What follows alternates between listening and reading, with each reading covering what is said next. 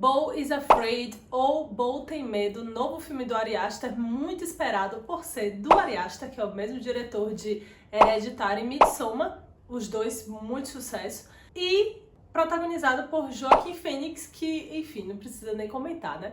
Eu sou Julia Rigaud, esse aqui é o meu Plano Sequência e hoje vamos falar sobre Beau Tem Medo.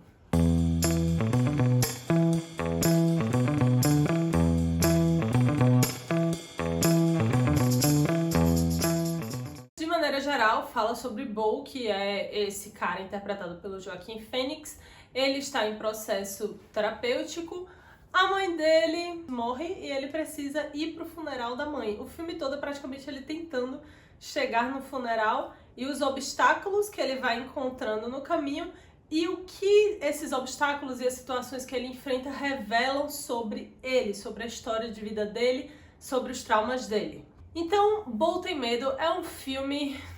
Gente, eu não sei, é difícil até definir. É muito doido o filme. Eu, pelo menos, quando vi o trailer, já fui preparada pra uma vibe meio David Lynch. Muita coisa dele me lembrou Mother, do Aronofsky. E o que eu fiz foi assisti-lo sem esperar uma coerência muito lógica dos acontecimentos ou explicações. E aí depois eu vi uma entrevista do Ari Aster dizendo que essa é a maneira correta de ver esse filme. É não ficar tentando racionalizar, interpretar, entender, mas simplesmente assistir a experiência. Isso me manteve muito entretida, na verdade, porque o primeiro ato do filme, ele é quase que uma comédia subversiva. E sim, é um filme muito engraçado, com elementos de horror, porque o Ari Aster não se aguenta, ele é muito bom nisso, ele é muito bom em criar suspense. Então, o que acontece? Beau, você vê que é um cara muito solitário, um pouco perturbado, que, enfim, ele já começa o filme num psiquiatra, e ele tá sempre com um aspecto muito inseguro, muito tenso. O local que ele mora também é uma situação que chama muita atenção, porque é um ambiente meio apocalíptico, um ambiente quase que selvagem. Ele sempre com muito medo, muita ansiedade. Realmente isso é uma coisa que, com todos os elementos, a linguagem cinematográfica foi utilizada para causar essa sensação, para colocar a gente dentro da cabeça desse homem que é muito perturbado e ansioso. Então, muito daquele cenário pode ser, de fato, o cenário ou o que ele projeta de medo dele.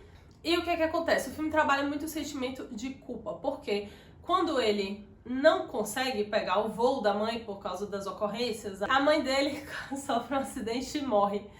E é uma coisa muito bizarra e ele fica naquela, né? Poxa, eu não fui, se eu estivesse lá, então eu preciso pelo menos estar no funeral. Então isso já é um pesadelo em si. No entanto, a maneira, os obstáculos que aparecem para impedir ele de chegar no local parecem de fato, tem uma estética de pesadelo, porque é aquela coisa da pessoa querendo ir para um lugar e nunca chega e sempre acontece uma coisa que atrasa ele, as coisas parecem trabalhar contra ele, ele mostra uma vulnerabilidade absurda. E eu assistindo, às vezes eu pensava, que homem mais solitário. Sendo que isso tem também o que a mãe incutiu na cabeça dele sobre a sexualidade dele. Isso aí foi uma sacada, porque a mãe foi abandonada pelo pai, né? Não recebe a informação de que ele morreu, no entanto, fica ali no ar que ele abandonou a família, algo assim. O que a gente tem é uma mãe sozinha com seu filho. E ela diz que o pai dele morreu por um problema genético de que ele não podia ter relação sexual. No momento em que ele tivesse um orgasmo, ele iria morrer. E isso era uma coisa que aconteceu com o avô, com o bisavô, e aí o pai dele quis tentar.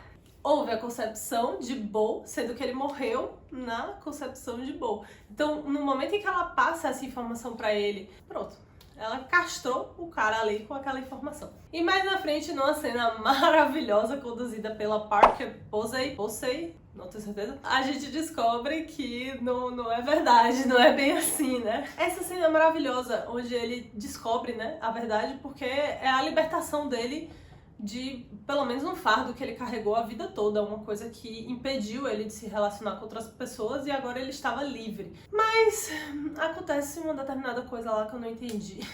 Quem viu o filme vai entender o que acontece com a mulher nessa cena. O que aconteceu? Quem entendeu, coloca aqui nos comentários o que aconteceu com o personagem da Parker Além de tudo, a gente ainda descobre que a mãe de Bo é uma mulher extremamente poderosa que manipulou toda uma realidade ao redor dele pra praticamente fazer um teste com ele. O filme todo é um teste. Ela finge a sua morte, finge o funeral, tudo pra saber até quanto ele lutaria pra estar com ela, pra estar presente no funeral dela, pra honrar aquela mãe.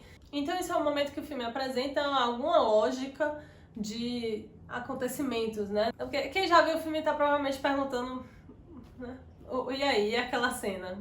Bom, ele sobe, ela fala que vai mostrar o pai, né, pra ele. Ele sobe no sótão e vê um órgão masculino gigante. Que diabo é aquilo? Eu entendi, além dos conceitos psicanalíticos que esse filme carrega, que aí tem a questão do falo e tal, que ali era uma forma de dizer assim, olha, o seu pai, ele nunca esteve presente enquanto, né, um indivíduo de cuidar, de ter uma troca de sentimento. Ele nunca esteve presente, ele abandonou. Então ele só serviu pra concepção. Ele foi só aquilo ali. Ele foi só o órgão masculino que gerou Bo. Finalmente, o fechamento, dessa vez eu entendi qual era a proposta de significado, no sentido dele se sentir o tempo todo julgado por aquela mãe, tipo, nunca nada que eu faça é suficiente. Eu achei que ele terminou com menos energia. Os flashbacks são muito interessantes para nos apresentar a relação, né, entre ele e a mãe.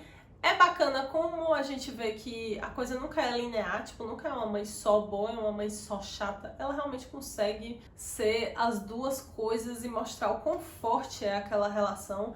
Mas, na verdade, o tempo todo ali, o que tá acontecendo é uma mãe tentando, né, engolir o filho, tomar completamente pra ela. E, no final, ela consegue, né? Até porque ele termina afogado ali. Então, aquilo me pareceu uma grande metáfora enfim, se afogar na culpa, perder totalmente a capacidade de se colocar. No geral, filme incrível. Não, me diverti.